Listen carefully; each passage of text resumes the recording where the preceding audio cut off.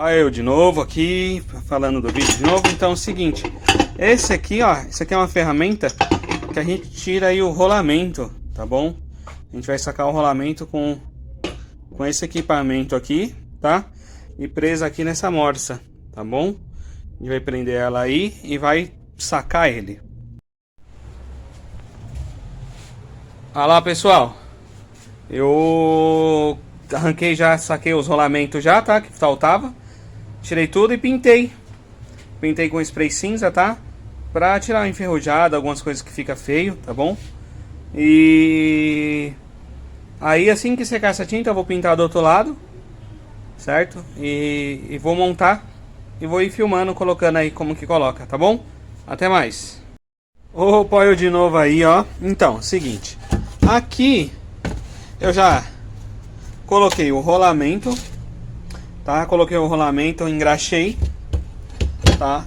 E aqui também já foi colocado o rolamento, tá bom? Aqui já foi colocado o rolamento aqui já, tá?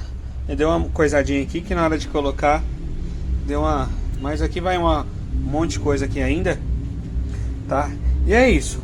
Agora a gente vai montar o câmbio, beleza?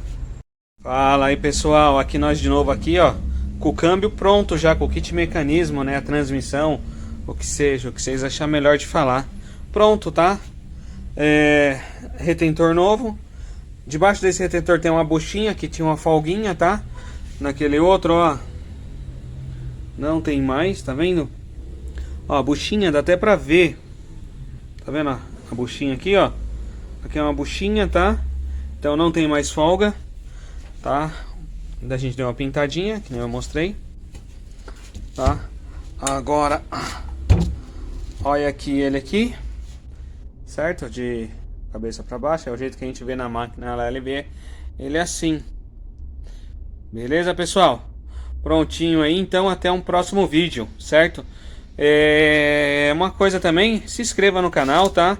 E a gente sempre vai postar alguma coisa nova, aqui é uma assistência técnica, tá? Refritec.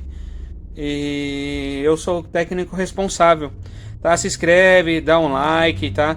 Deixa um joinha, compartilha, belezinha?